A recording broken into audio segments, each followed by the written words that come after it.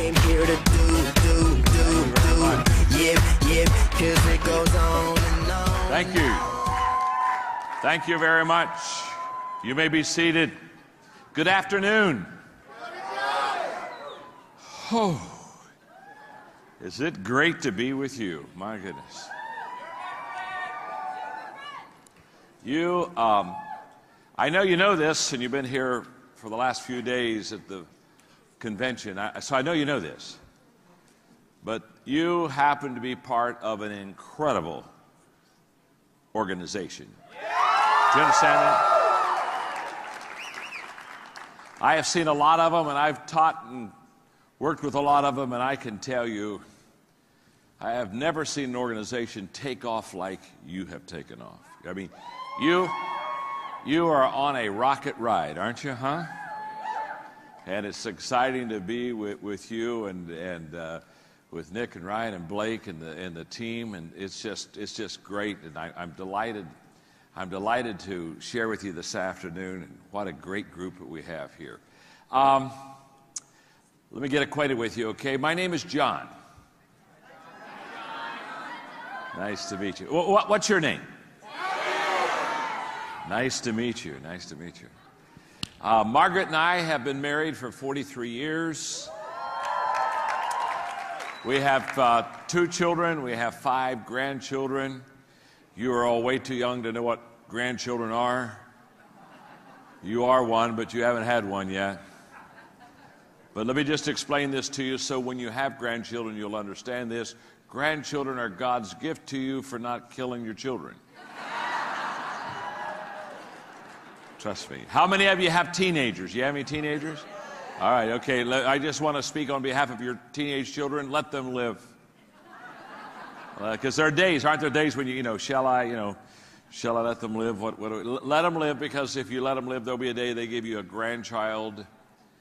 And when they give you a grandchild, you'll hold that baby in your arms, that baby, and you'll say, my goodness, this is the smartest, most beautiful baby in the whole world. And nobody has to tell you, you know that.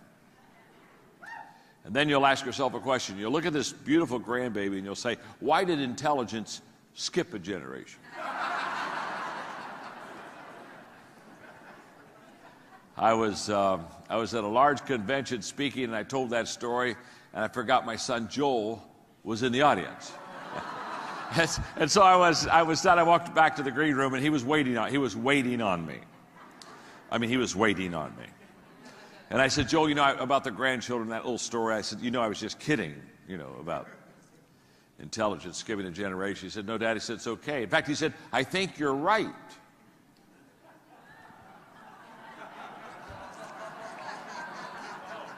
I said, you do? He said, yeah. I said, I think you're right. He said, in fact, just last week, Grandpa and I had that very same discussion.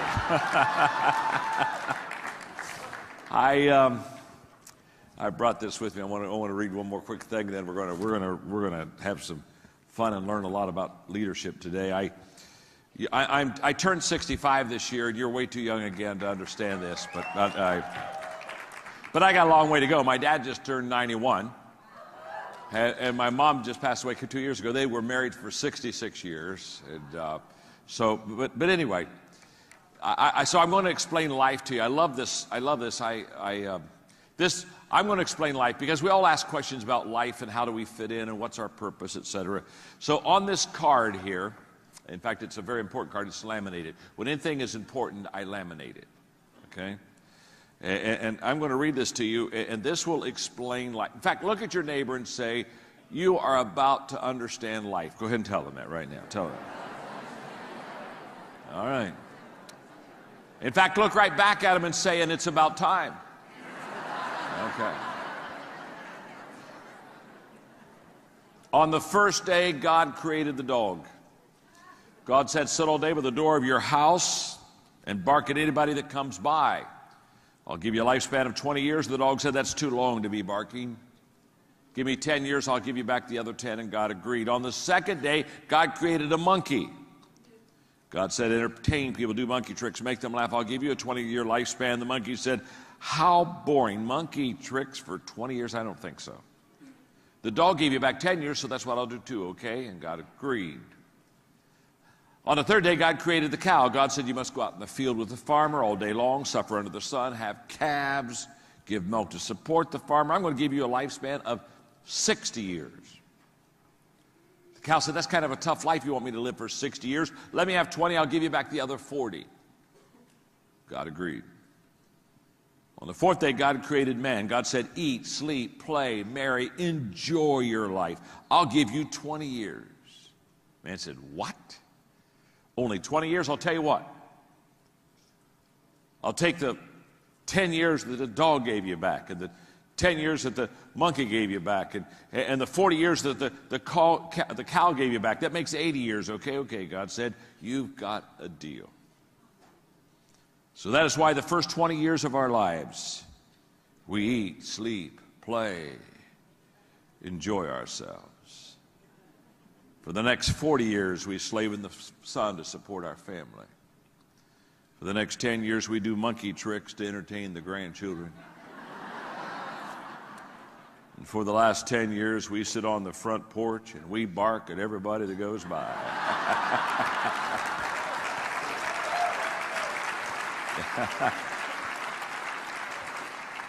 You've just had life explained to you. I was on the phone. I was up in San Francisco. I was doing some work with Condoleezza Rice, and we were doing some video shoots and things. And yesterday, or I guess it was the day before yesterday, I got on the phone with your leaders, and we talked about this meeting today, this time. And after talking to them and hearing from them, and again, I want to say what a great company you have, what great leaders you have. I know leaders. And I say this I say this with reflection.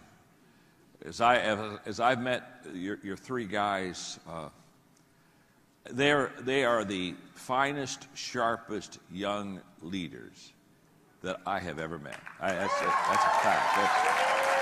That's a fact. That's really a fact. And trust me, I meet a lot of leaders, and I hang with a lot of leaders. In fact, I just kind of do that for a living. And I'm looking forward to this year. I was just talking to all three of them back there for a moment, and this year I'm going to have the privilege of spending the year with them in a mentoring relationship. And I'm very excited about that. I'm very excited to be able to pour what I know and what I've learned in my life into them. And they're so good. They're so eager already. So that's fun. So we were talking on the phone, and when I finished talking to them, I did what I do often. I travel, do a lot of speaking.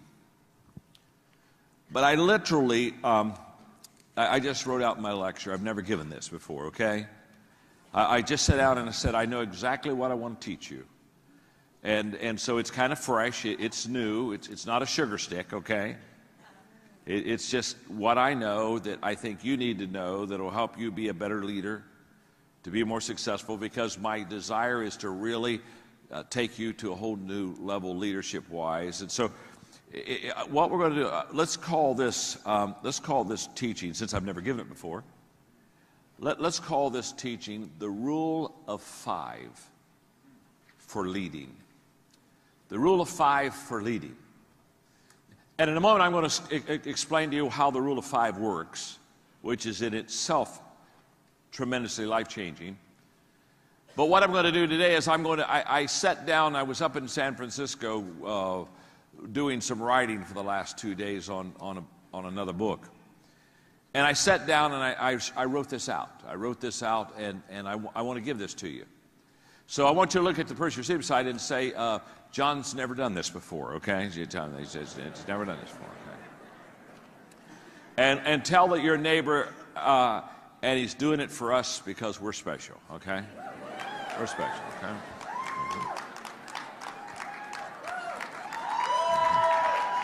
Okay. Because again, if I'm going to have a relationship with this organization, your leaders, and you, I want to come fresh. I want to come with teaching that really is where you're living and where you're going. And I know that you are the leaders of this organization, that as you go, the organization, the company goes. I know that. So let me talk to you a little bit about leadership. I wrote a book about 13 years ago called The 21 Irrefutable Laws of Leadership, okay? How many of you have that book? Would you raise your hand? Okay, good. Yeah. In fact, let me do it one more time, and this time raise both hands so it'll look like twice as many people. That's the best-selling leadership book ever written. It's sold millions of copies. It's sold over 1 million copies in China alone, where I go twice a year to teach and lecture. And the 21 Irrefutable Laws of Leadership, if you don't have it, you want to get it. Because that's absolutely the foundation for understanding leadership and how to lead and what you need to know to be a better leader. And for the teaching today, I'm going to take the first law, the law of the lid, L-I-D, and I'm going to teach the law of the lid for not long, 3 to 5 minutes. And then I'm going to teach the rule of 5, and then I'm going to share with you 5 things that you need to do in the rule of 5 to lift your leadership lid to get and be a better leader. So let me just teach you the law of the lid. The law of the lid just simply says that your ability to lead will determine how well you succeed. In other words, the better you lead, the more you'll succeed. The better leader you are, the larger organization you can develop. The better leader you are, the larger your following, the greater your influence will be. The law of the lid is an amazing law, and it basically says that as you learn to lead, you will grow and be more successful. And the better that you lead, the more successful you will become. Now, for teaching purposes on the law of the lid, I want you to look up at me, and let me just give you a visual so that we can kind of make sure we got this, okay? If let's say, for example, if this is my leadership lid, this is how well John Maxwell leads, okay? This is my lid. I don't go any higher than this lid. This is my leadership lid. This is how well I lead.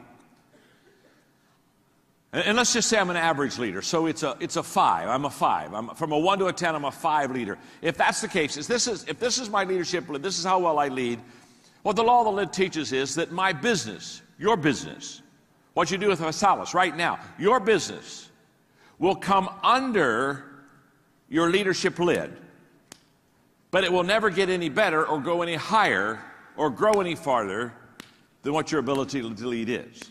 So that your leadership lid literally determines the level of your success. So if I'm a 4 as a leader, what that means is that my business will be a 4. Or if I'm a 5 as a leader, my business will be a 4. Does that make sense?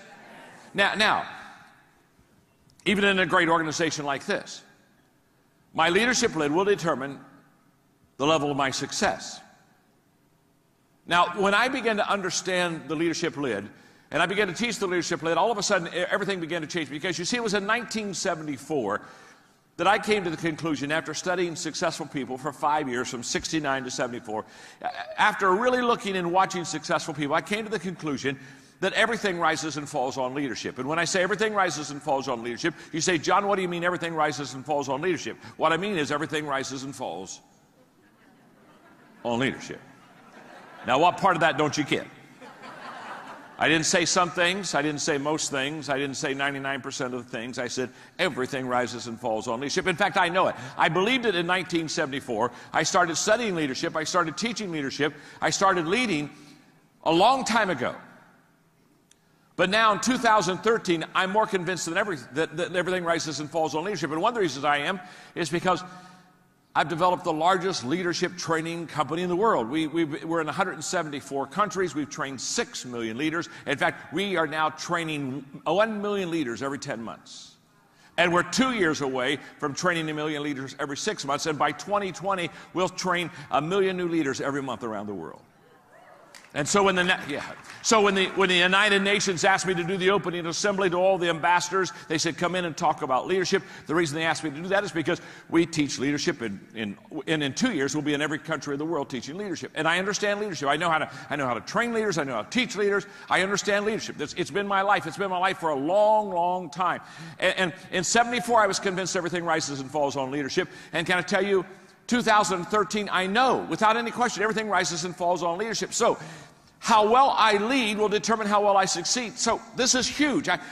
I've got to become a better leader. And the question people ask me all the time is, can I become a better leader? They'll ask me a question like, John, are leaders born?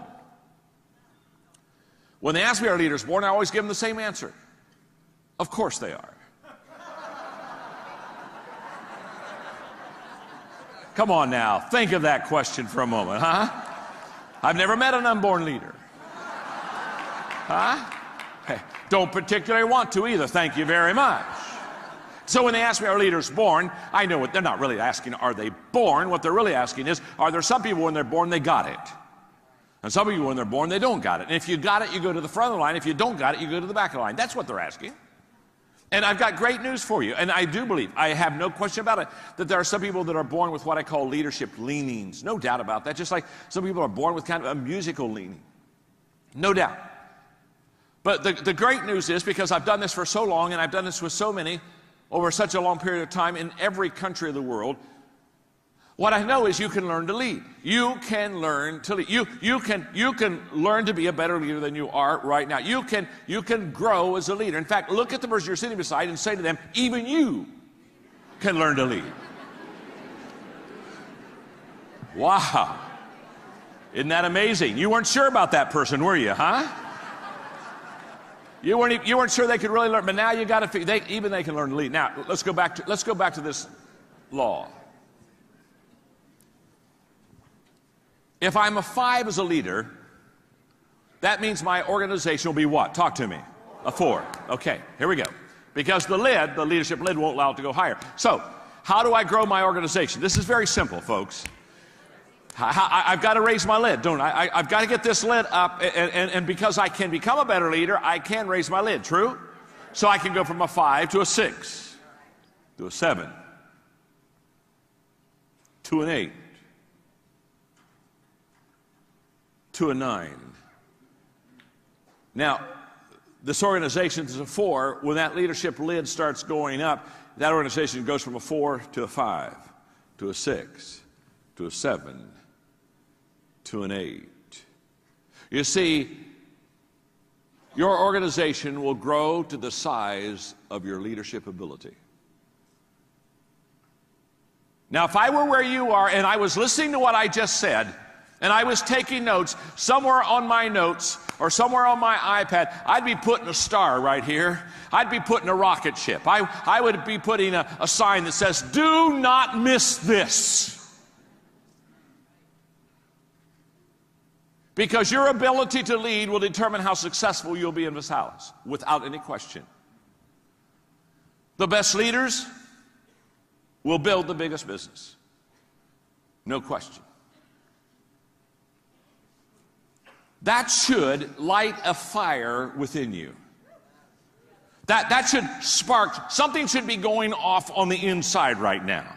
You see, everything rises and falls on leadership, and I've got to raise my leadership lid, and Maxwell says I can learn how to lead, and the better I learn how to lead, the bigger I can build this business. There ought to be something inside of you that says something like this: I had better learn to lead. Hello, this is an IQ test. If you miss this one, you can go home now. Visalus can't help you. God can't help you. You understand? The whole concept, the whole idea that you can learn to lead, and if you learn to lead, and the better you learn to lead, the more successful you can become, and the greater your business. This is an absolute fact. It's not a theory, it's not a thought, it's not an idea, it's not a principle, it's a fact. And the law of the lid says, the better you learn to lead, the higher you lift that lid, the greater your business can become. Now, that's the law of the lid. So the question that I have today, and as I was talking on the phone to your leaders the other day, the question I have is then, well, how do I lift that lid? How do I lift that lid? If that's the key, then John, come on, let's get that lid lifted. And by the way, you're in luck because I know how to do that. Yeah, I really do. I ain't bragging, just living it, okay? I know how to do that. In fact, look at your neighbor and say, John can help us. Go ahead and tell you. John can help us. And look at your neighbor and say, and you need John to help you. Okay. All right, okay. Now. John can help you. Trust me on this. I know how to lift the lid. Now, To help you lift the lid, let me teach you the rule of 5. Now, the rule of 5 I can teach for 2 hours, so understand, I'm going to try to do this in 3 minutes.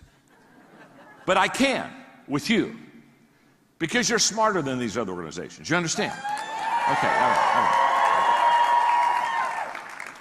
With some, it's a week conference.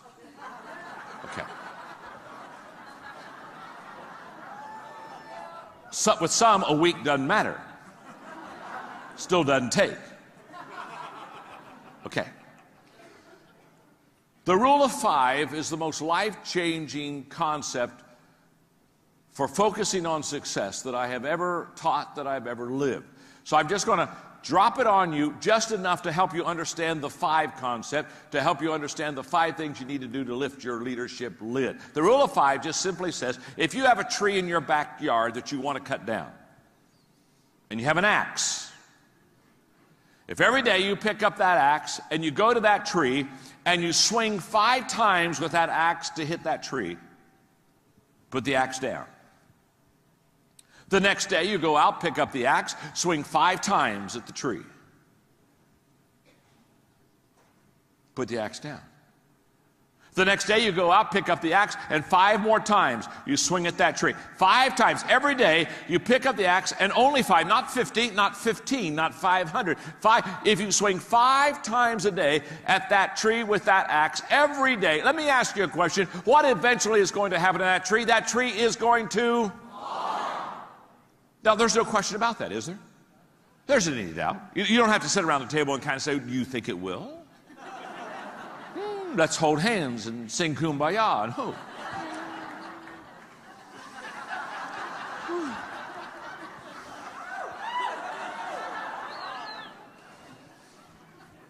If you swing 5 times a day at that tree every day, that tree will fall. End of story. Now, if it's a big tree, it may take a couple years. If it's a little tree in your backyard, I don't know, maybe in a month you could knock that baby down. I don't see. Now, the size of the tree will determine how long it takes for it to fall. But that's not what we're debating here. What we're teaching here is if you swing 5 times a day at that tree, every day the tree will fall. Now, that's the rule of 5. The rule of 5 says, find your tree. What's your goal in life? What's your purpose?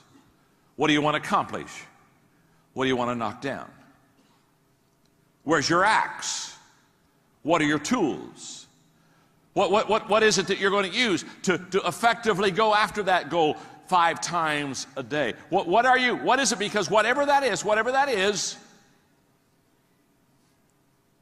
if you use it 5 times a day, every day, you'll be highly successful. For example, I write books. So let me just put that in writing for a moment. I've written 73 books. Jason, that was a nice introduction. It's 22 million, not 19. But what's 2 or 3 million? Give a little, take a little here, a little there. People say, John, how have you written 73 books? Oh, thank you for asking. The rule of 5. You see, there are 5 things I do every day that allows me to write that many books. It's not magic.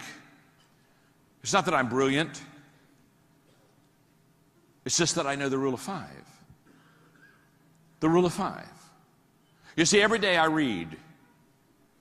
Every day I file. Every day I think. Every day I ask questions, and every day I write. Every day I do those 5 things every day. Every day I read. Every day I file. Every day I think. Every day I ask questions. Every day I write. Every day I read. Every day I think. Every day I file. Every day I ask questions. Every day I write. Every day I think. Every day I read. Every day I ask questions. Every day I file. Every day I write. Every day I write. Every day I read. Every day I think. Every day I file. Every day I ask questions. Yes, I can do it in different orders, but every day. Doesn't matter whether you swing the axe left-handed or right-handed. You just got to hit the tree. Every day I read. File, think, ask questions, write. Read, think, file, ask questions, write. Read, think, file, ask questions, write. You say, now, John, what do you mean by every day? This is where it gets a little long sometimes. What I mean by every day is every day. Now you say, now let me, when you say every day, do you mean, do you do that on Sunday? Every Sunday I read, think, file, ask questions, right? Do you do that on your birthday? Every birthday. Guess what? Every birthday I read, think, file, ask questions, right? Do you do that on Christmas? Guess what I do every Christmas? Every Christmas I read, think, file, ask questions, right? Do you do this when you're not feeling well? Can I tell you when I'm not feeling well? Even I'm not feeling well. Guess what I do every day? Every day I feel, when I'm not feeling well, I think, right, ask questions, do all those things. Every day. You say every day? At the age of 17, I started filing. I've never missed a day. I don't have 100 quotes. I don't have 1,000 quotes. I have tens of thousands of quotes. I don't have 100 stories. I don't have 1,000 stories. I have 10,000 stories. Where did you get all those stories? Where did you get all those quotes? Well, let me tell you something. Guess what I do every day? See, we overestimate what we can do in a day, and we underestimate what we can do in several days. And you got to understand, the secret of success is not the fact that, hey, I didn't say, hey, some days I get up and I write for 12 hours. And no. I didn't say I write all day. I didn't say I read all day. I didn't say I think all day. I didn't say I ask questions all day. I just said every day. Every day. You see, doing a little bit every day is a lot more important than doing a lot someday. And most people live in someday. Well, I'll tell you what, I think I'll get to that. You know what, I think I'll try that. You know what, I believe I got. Now, here's the key. You got to figure out what the 5 are. It took me 7 years to find my 5 for writing. You say, man, John, you're slow. I am. It won't take you 7 years. But it'll take you a long period of time. I could get the first 2 quickly, but the third, the fourth, the fifth, it took me 4 years to get the last one. Now, forget writing, because this isn't about writing a book. This is about leading. And what I'm going to do is I sat up in my hotel in San Francisco, and I wrote out what I think is the rule of 5 for leading. And I'm going to give it to you. And I've never given it to anybody else. You're the first ones to get it. So look at your neighbor and say, we're the first ones. Go ahead and tell them. We're the first ones. We're the first ones. Okay. You got it? We're the first ones. Okay. Hey, and since you're the first ones, don't blow it. You understand? Okay, I'm going to give you, if you can do these 5 things, the rule of 5 for leading, you will lift your leadership lid. How many of you want to lift your leadership lid? Okay, these 5 things, I'm going to give them to you. And by the way, they're all simple. They're all simple. You can do all 5. You can do all 5. They're simple. Think about my rules for writing. Every day I read. You can read, can't you? Every day I think. Every day I file. Every day, no. See, the things that will bring you success are not complicated. They're simple. I'm a communicator, not an educator. Now, I have an education. I got 3 degrees, but I'm not an educator. An educator takes something simple and makes it complicated. Yeah, my father was a university president for 17 years. I know university stuff really well. An educator, they just take something simple and make it complicated. If you're not confused, they're not happy. A communicator takes something complicated and makes it simple.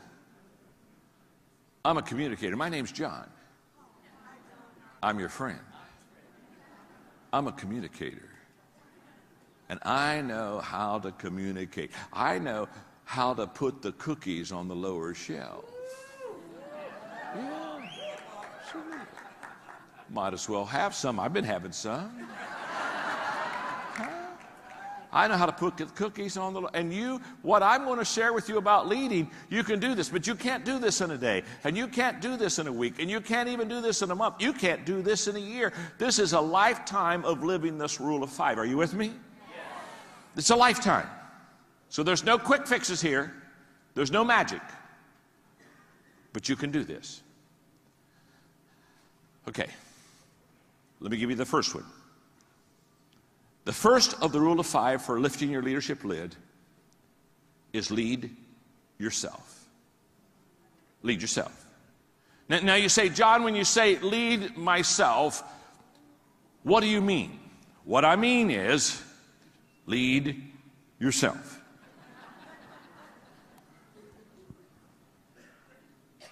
You see, when we think of leadership, we always think of someone else, don't we? We think, okay, I'm going to rule, that's rule of 5 for leading, lift at my leadership lid. All right, I got to go find some people, okay. Find some people. No.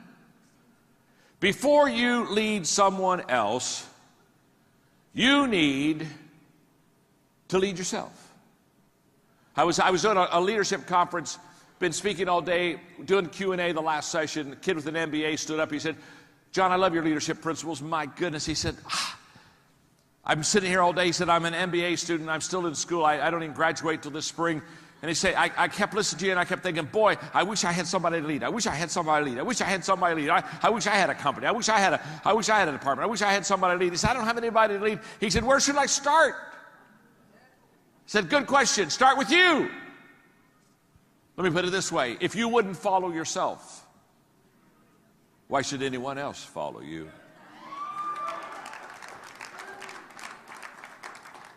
So what do I mean? I'm talking about leading by example. I'm talking about having the leadership qualities within you that you want to teach someone else. Having the leadership values within you that you want to impart to someone else. I'm talking about visually leading people. Because leadership is visual. It's a visual responsibility and it's a visual act. Nobody has ever said to you, I am following a great leader, I just have never found him or known him. No, you're taking drugs. Every person that you've ever followed, you saw. Every person that you ever said, I want to follow, that person has had an influence on you. And listen to me very carefully, because the most important motivational principle in leadership life is this: people do what people see.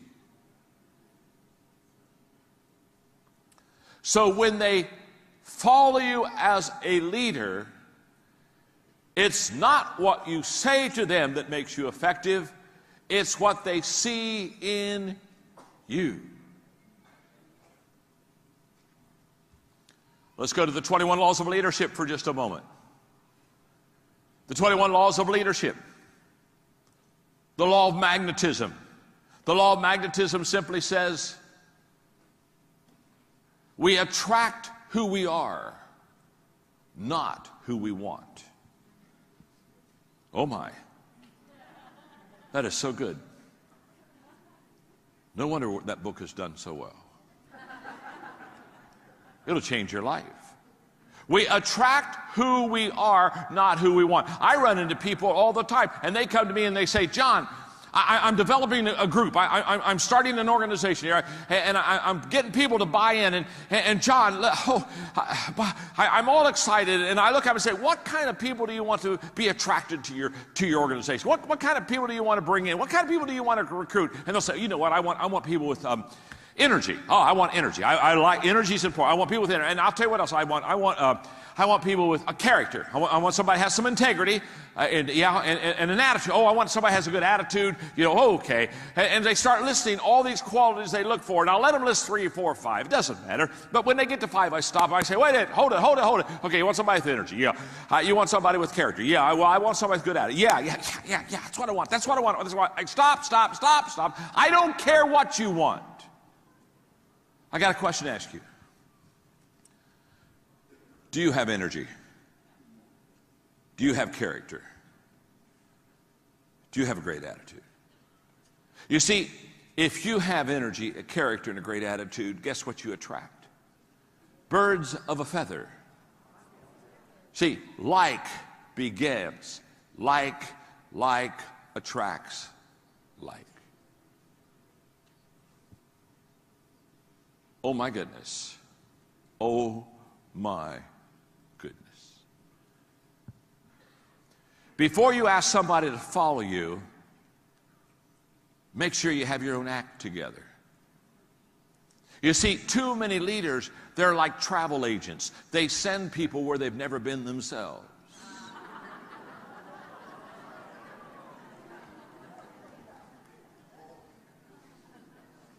My name's John. And I'm your friend. Yeah, they're travel agents. They've never been there themselves, but they're always sending other people there. They've never experienced it. They've never lived it. They've never fleshed it out. They're not living it. They get up and they think, I'll just cast a vision. I'll just cast a vision. Boy, I'll just say, all right, here's the great way. People don't want to follow your finger. They want to follow you. Quit pointing. Quit talking. Talk's cheap. Any person that hasn't succeeded can talk.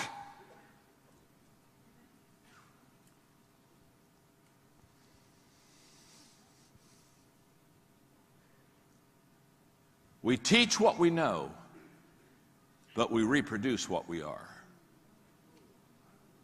Oh yeah, it's brilliant.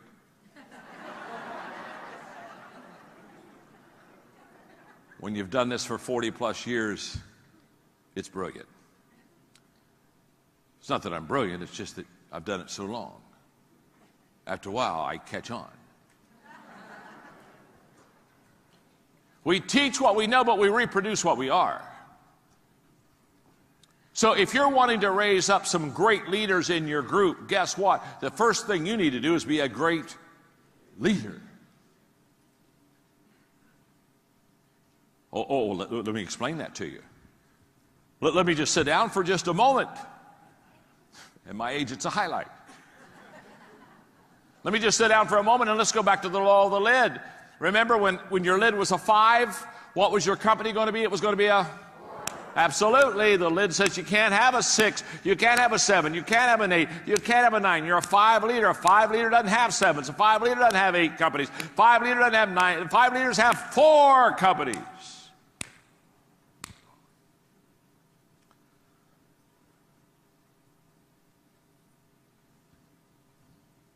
What kind of a person will you attract? If you're a 5 leader, you don't attract 6s, 7s, 8s, 9s, 10s. Can I tell you something? 8s don't want to follow 5s. 8s go meet a 5 and they say, whoops, Mr. Magoo.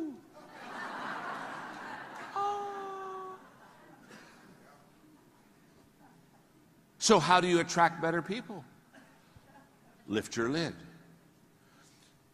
If you're a 5, you get 4s, 3s, 2s, and 1s. If you're a 6, you get 5, 4s, 3s, 2s. If you're a 7, you get 6. If you're an 8, you got this?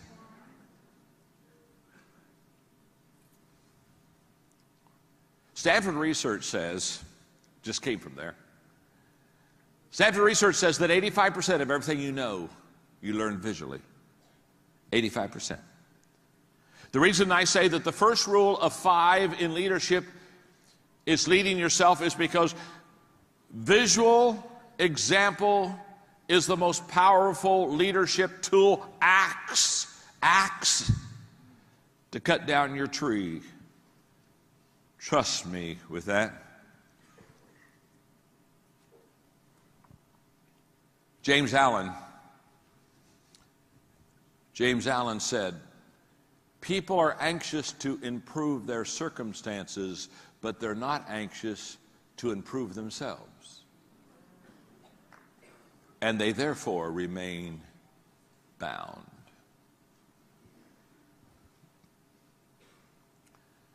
The first person that you should teach leadership values to is you.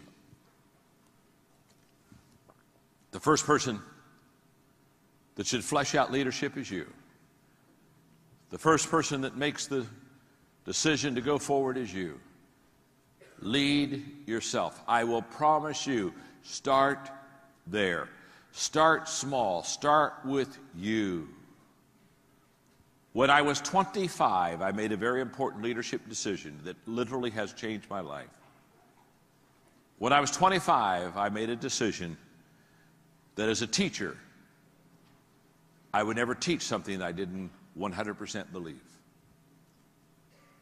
And what that meant was I did a lot of things, I had a lot of subjects I didn't teach on.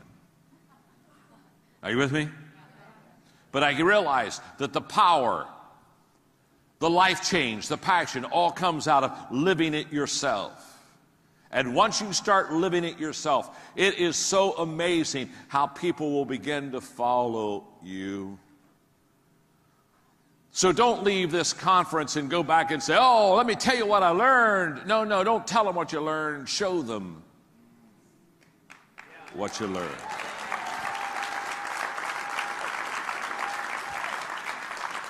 My mentor for many, many years, John Wooden, used to say to me, John, I would look at my players at UCLA and I would say to my players, don't tell me what you're going to do.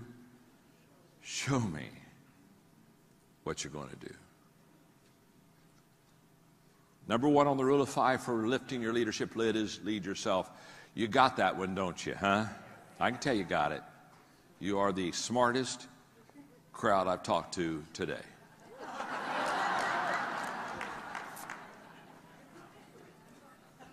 Are you ready for the second rule of 5?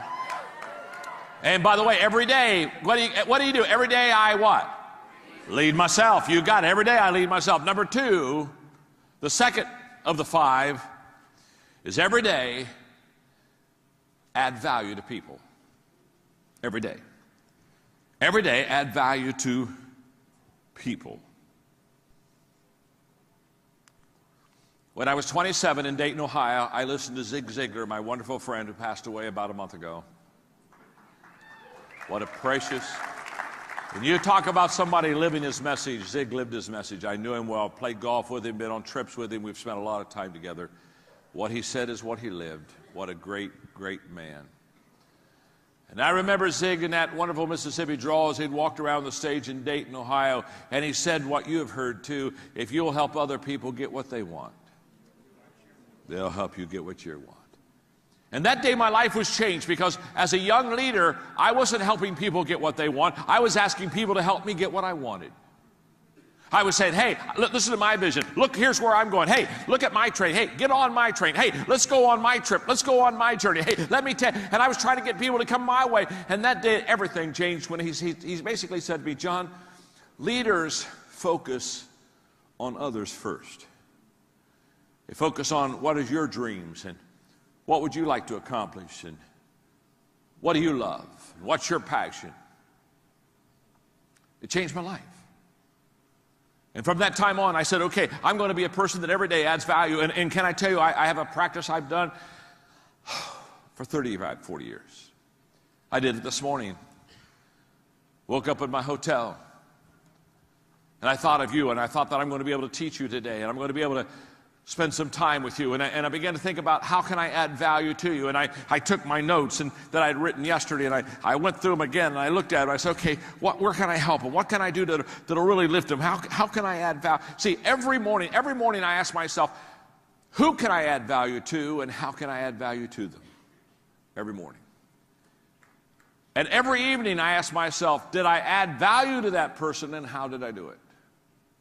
Every morning, who can I add value to and how can I do it? Every night, did I add value to that person and how did I do it? Every morning, who can I add value to and how can I do it? Every night, who did I add value to and how did I do it? It's amazing because I teach leadership is influence, and people come to me all the time. They say, okay, John, how do I increase my influence? Because the more people that you influence, the more people you're going to have in your business. No doubt about it. It's very simple. People that know how to add value to people continually increase value and influence with people. So because I'm so passionate about adding value to people on a daily basis, remember, every day, hey, every day I lead myself. Every day I add value to people. Every day I take that axe, lead myself, add value to people. Because I'm so passionate about it. I sat down a few years ago and I asked myself, okay, how do I add value to people? And I came up with 3 things that I want to pass on to you quickly. I add value to people, number 1, when I value people. You got to value people, friend. You got to really love people. Don't be like Charlie Brown one time who said, you know, I love mankind. It's people I can't stand. You got to value people. You see, if I don't value you, I'll take advantage of you.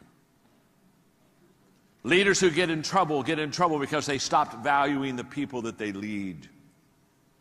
So I've got to value people. Number 2, I have to know and relate to what you value. I have to know and relate to what you value, and I can only do that by listening. I can only do that by instead of talking and casting vision, turning to you and finding out where you are and how you feel, listening. Oh my goodness, the great leaders, they listen, they learn, and then they lead. They listen, they learn, and they lead. They listen, they learn, and they lead. They listen, they learn, and they lead. They listen, they learn, and they lead.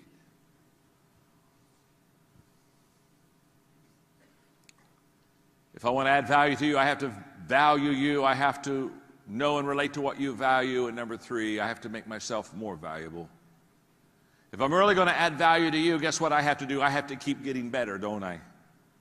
Because if I don't keep growing and if I don't keep getting better, it's impossible for you to keep growing, and it's impossible for you to get better. And you see, in this business, you got to keep learning. You got to keep growing. I watch people in this type of work, and they get to a level and they just kind of plateau and they get satisfied and they stop growing and they just kind of live off the level they're on and live off the land. Listen, the only way that you can be valuable to somebody tomorrow is learn something new today. When's the last time you learned something for the first time? This whole process of learning and growing and developing. But every day, add value to people. So when I was in the San Francisco airport getting ready to get on the plane this morning, the lady behind the counter, when I got me an iced tea to drink, I asked her how her day was going, and she started talking about her 3 children and how she was going to leave work as soon as she could to help them get into school. And I listened to her for a moment and smiled and told her I thought she was a good mama. Paid $1.50 for my iced tea and gave her a $20 tip. Listen to me, I want to tell you something. When leaders stop valuing people, they should stop leading people.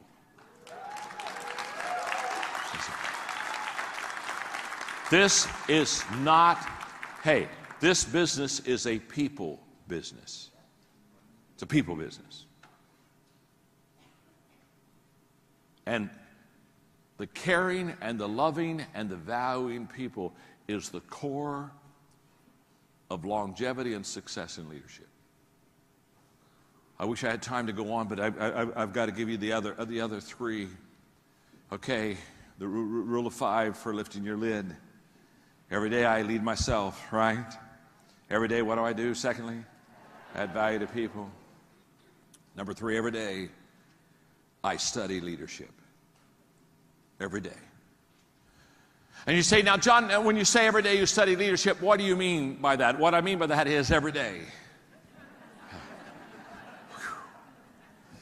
How we doing, gang? Every day I study leadership. You see, again, back in the 70s, I heard Earl Nightingale say these words: if you will take 1 hour a day, every day, for 5 years on a certain subject, and every day for 1 hour, we'll study that subject for 5 years. In 5 years, you'll become an expert on that subject.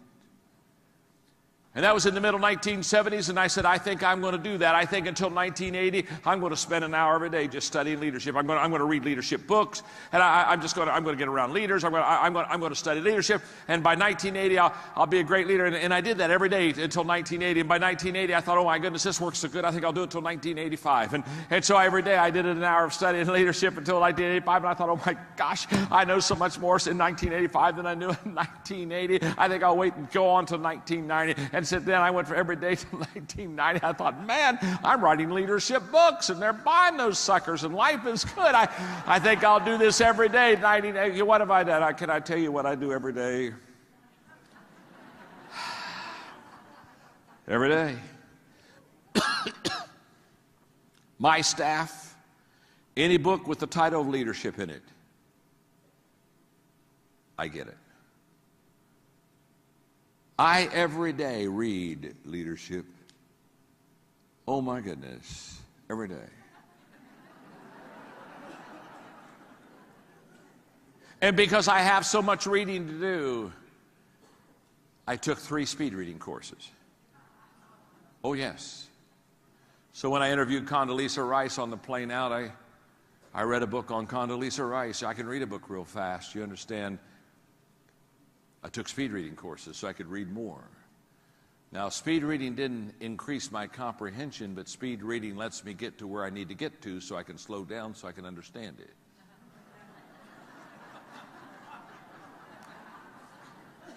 You see, 20% of a book has 80% of everything you need to know.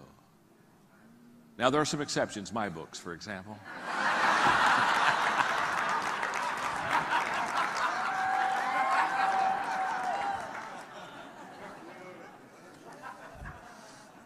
So when I say study leadership, what do I mean? Right, real quick, okay? I got to get this done for you. That means reading. That means resources. You see, in 1973, when I realized I needed to develop a personal plan for growth and I didn't have one, and I didn't know how to develop one, Success Motivation Institute out of Waco, Texas had a kit that I could buy for $795 that would help me to personally grow, and that kit cost me 1 month of my salary. And I bought it. Well, it took me 6 months to buy it because I had to save up for it.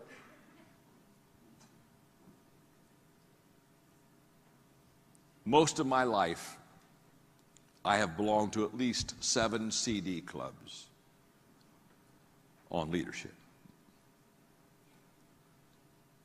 Resources. Learning lunches. Every month since 1982, I've set up a lunch from somebody. I buy the lunch, I don't even eat. I just ask questions. Somebody that's smarter, faster, better than me. And I just ask questions. I call it my learning lunch. Do it every month. Oh, if I had 20 minutes, I'd teach you what I just learned. Oh, I would just teach you what I just learned in a learning lunch I had 2 weeks ago. But I don't have time. Events. Going to events. Leadership events. Margaret and I started visiting presidential libraries because I love history and I love leadership. I've now been to every presidential library in America and studied it. I just constantly immerse myself in leadership events. I've already talked to you about filing. I file every day leadership thoughts, quotes. If I pulled out my iPhone right now, I could give you 3 dozen quotes that I've picked up in the last 2 or 3 days that I filed, and I just keep them in there and I just keep reading them. I keep working, and I just keep reading them until I've got them, until they're mine. Study leadership. I do hope. I do hope I'm lighting a fire for you, because I'm telling you, your leadership lid will determine how high you're going to go in this business, and I'm going to promise you, you can't increase your leadership without studying leadership. So every day I lead myself. Every day I add value to others. Every day I study leadership. Are you with me? Yes. Number 4, every day I practice leadership. I practice leadership every day. I not only study leadership, but I practice leadership. I shared with you about my organization, Equip. The largest leadership training organization in the world. You say, John, how did you, and by the way, we did that in 16 years. How did you develop the largest leadership training organization in the world? It's very simple. When we train leaders, we go in for 2 days and we have a leadership workbook and we take them through the leadership principles. And then at the end of the 2 days, we give them 10 workbooks. And we said, we'll be back in 6 months for the next session. In the 6 months we're gone, you take 10 people and you train them what we trained you to do. And they can't come back for their second training until they validate that they've trained 10. You see, a long time ago I learned I'm not about to train somebody how to lead that isn't going to practice leadership. You see, I'm telling you, you can waste a lot of time with people who like to have meetings. But their biggest accomplishment is lighting the fire and doing a little kumbaya. The whole idea of not only knowing how to lead, but practicing your leadership. Malcolm Gladwell, who's a wonderful friend of mine, read some great books, Tipping Point, etc. Malcolm is the first guy to say that if you want to be highly successful in doing something, you have to do it at least 10,000 times. He gives examples, the Beatles, all these groups that made it big. When people say, oh my, they just made it big, they'd just done it. Practice, practice, practice, practice, practice, practice, practice, practice, practice, practice, practice, practice, practice.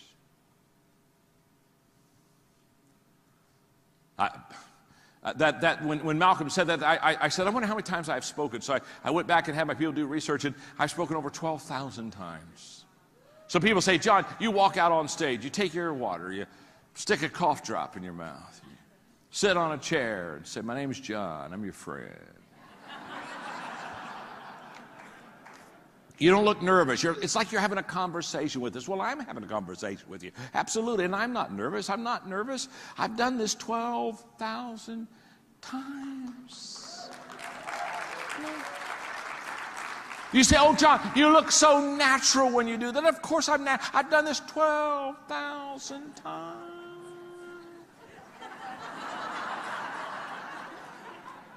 Oh, I wish you could have seen me in the beginning. I was nervous. I wasn't natural. Practice. Oh, yes. I was over at Jack Nicklaus's house one afternoon. We were doing some putting in his green in his backyard. And I said, Jack, I've watched you make all kind of pressure putts to win major championships. Did you feel the pressure? And he smiled and said, not really. How could you have such an important putt and not have the pressure? He said, well, you have to understand when I had that 7-foot putt, had a little break to the right. He said, to be honest with you, I've done that putt about 10,000 times. And then he said, practice gives confidence. Thank you, Jack.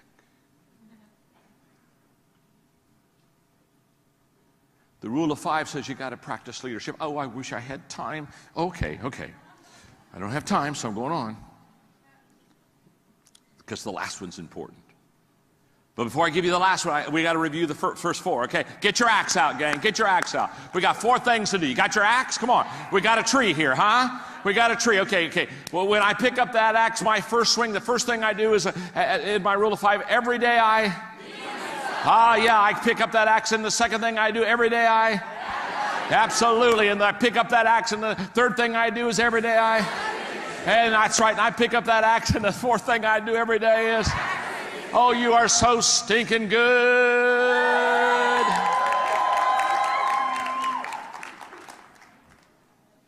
Every day, number 5, I intentionally grow. Every day. Every day I intentionally grow. Oh my goodness. Every day I intentionally grow. This is huge. If you'll just hang with me, can you give me, if you'll just give me, can I have 5, if I have 5 more minutes, okay? 5 more minutes, okay, no, there are other things on the program, and I'm not wanting to disrespect anybody or the program, so if you could just, okay. So just, this is important right here. This is important because every day I intentionally grow. Are you with me? Yes. In 1977 I wrote this. It's laminated. Yeah, it's my prized possession. Because I wasn't in a growth environment. I wasn't lucky like you. I didn't belong to an organization named Visalus. I didn't belong to an organization that is an amazing organization that's breaking all kind of records. I didn't get to go on the rocket ride. I wasn't on a ride. I was on a donkey.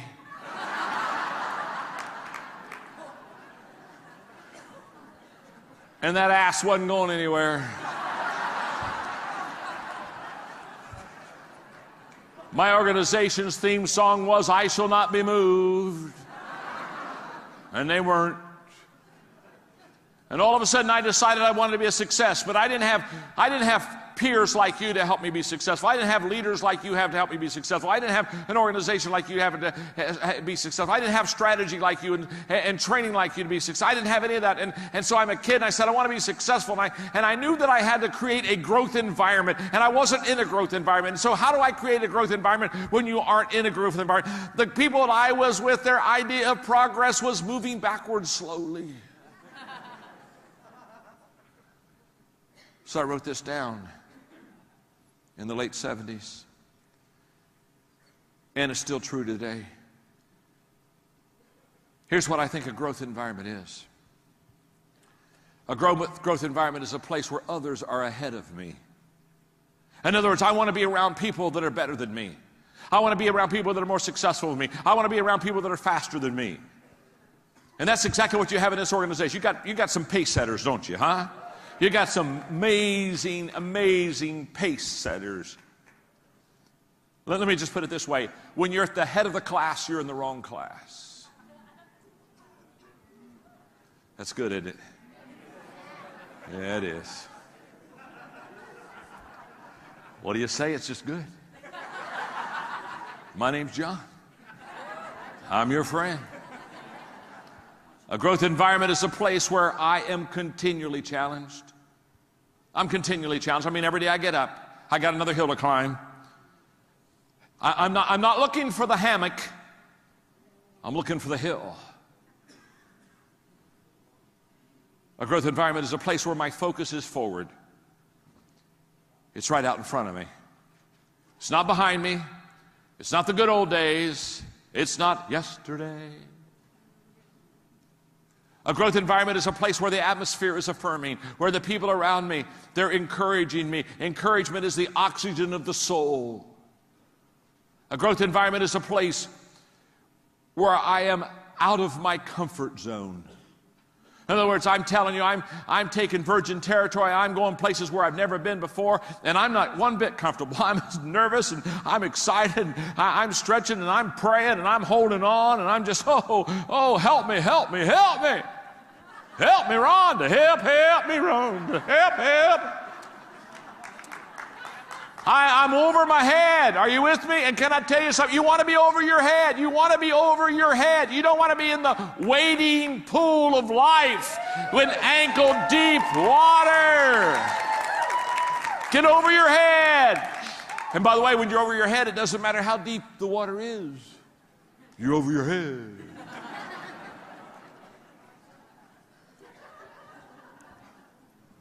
A growth environment is a place where I wake up excited. Man, I know a lot of people, they don't even wake up. We're supposed to leave our footprints in the sands of time, but a lot of people, they're just leaving their butt prints. Yeah, they just got butt prints in the sands of time. They're not doing anything. You with me, huh? Hello, come on, talk to me. There are some people, they're already dead. They just haven't made it official yet. Yeah. A growth environment is a place where failure is not my enemy. It's not my enemy. Failure is my friend. Oh, yes. I write 3 books at a time. This one's not out yet, but I've written it. It comes out next year. I love the title. Sometimes you win, sometimes you learn.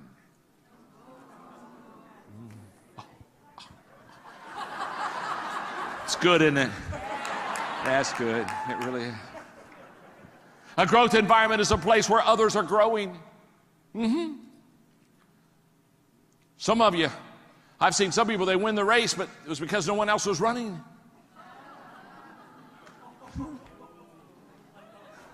I won. Oh, where's everybody? Oh, I won. A growth environment is a place where people desire change. They want something different. They want something fresh. A growth environment is a place where growth is modeled, where growth is expected. Now, what am I saying? That fifth rule, that fifth, number 5, and that rule of 5 on learning to lead and lifting your lid is all about intentional growth.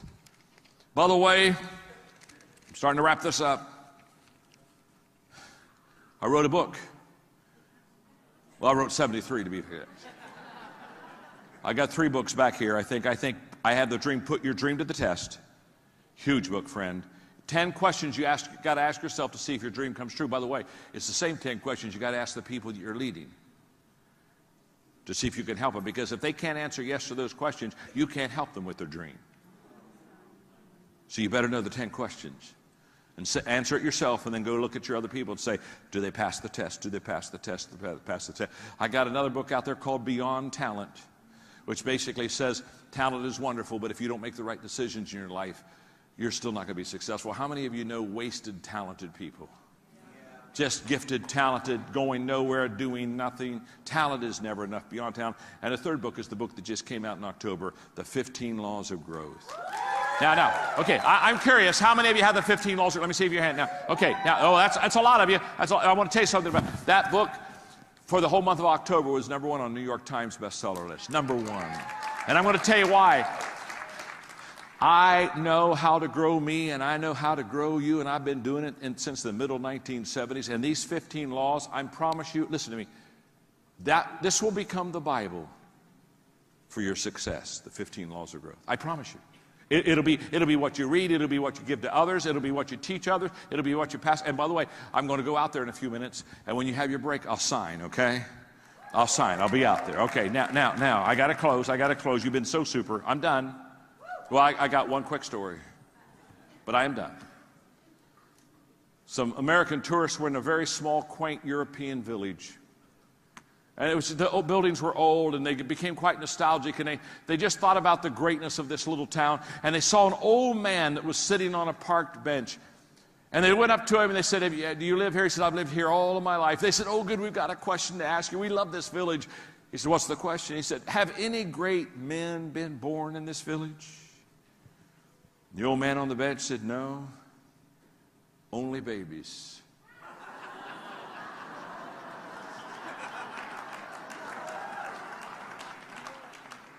Greatness doesn't begin great.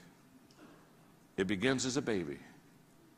Greatness is based on the decisions you make.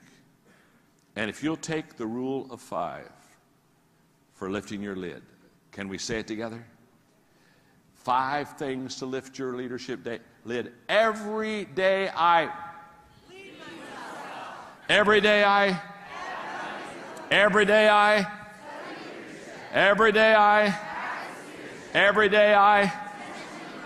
Thank you very much. Swing the axe. Swing the axe.